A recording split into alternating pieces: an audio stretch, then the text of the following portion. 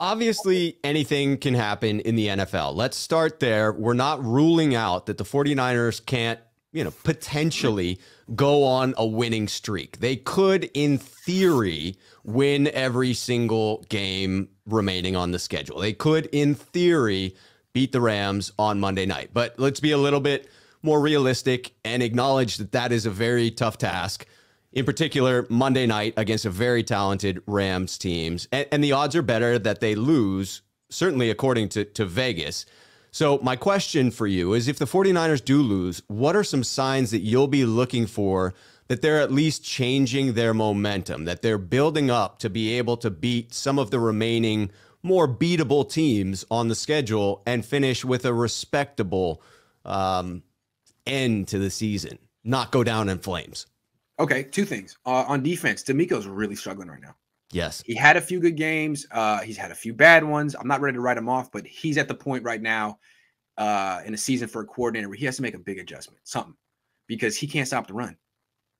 I mean, he can't stop a lot. Really can't stop anything right now. But if you can't stop, the reason you can't stop the run is because when you can't stop anything is because you can't stop the run. Right. Because if an offense can run, then everything's available to him. So you got to show that you can stop the run, because say what you want about Robert Saleh, how he improved and he struggled early on, whatever. He always had the answer about stopping the run.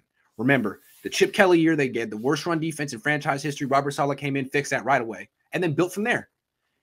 DeMeco has to fix this right now. Otherwise, the Niners are going nowhere. Yeah, they're going to lose time of possession. They're going to give up a lot of points, and they're going to lose. So that's one. Stopping the run, just a clarifying question here for you. Oftentimes about getting your nose in there, solid tackling. Is that an effort question for you, them stopping the run, or is that more scheme? Are you looking for scheme? The effort was not good against Arizona. They definitely thought Arizona was going to lay down. But it's also, what fronts are you calling as a coach?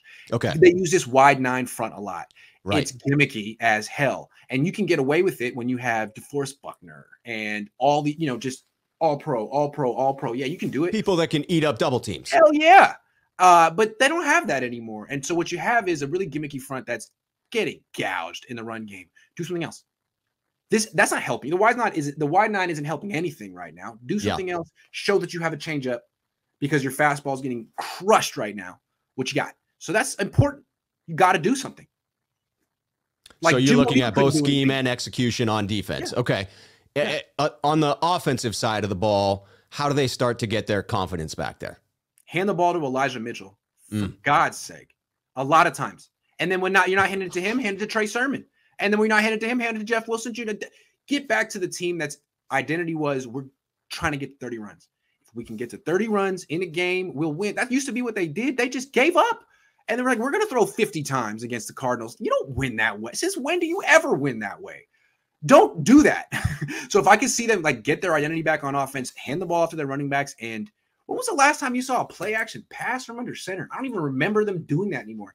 That used to be what their offense was all about. So I like to see those things. If they could lose, stopping the run, handing off, and throwing play action passes, I'd be like, okay, well, you just lost to a better team. You lost to the Rams. Fair enough. That's right. Yeah. But you stuck to who you are. You executed what you do, and you lost to a better team. And you team. built for next week. There's no shame in that. All that stuff even better. That's not an embarrassment. That's just a loss. That's hey, you got beat. But if you're not doing what you do well, you got away from it. You're allowing the other team to dictate what you do. You're not stopping the run. You're not putting your nose in there. That's embarrassing. And the 49ers can't afford another embarrassing game. Not on Monday Night Football. Yeah. Everyone thinks Kyle Shanahan is definitely coming back next year. Everyone thought Chip Kelly definitely was coming back for a second. You remember, people were like, oh, they're not going to fire 3 coaches in 3 years. Right. They did. They did. So, Kyle, you got to do something here. You got to show something, because this season could get bad. It could get really bad. Who would you rather have more of the secondary carries behind Elijah Mitchell? Would you rather have it be Trey Sermon or Jeff Wilson Jr.? If Wilson's ready, Wilson's been out for a long time, but if Wilson's ready, he's terrific. I really like him, but I don't see a problem with Trey Sermon. Give him the ball. Give him a chance. Yeah. I'm glad Jeff Wilson's back for that third down back now that Hasty's dinged up again. Yeah. Yeah, Wilson's terrific. I just hope he's, in football shape. It usually takes a little while. Right.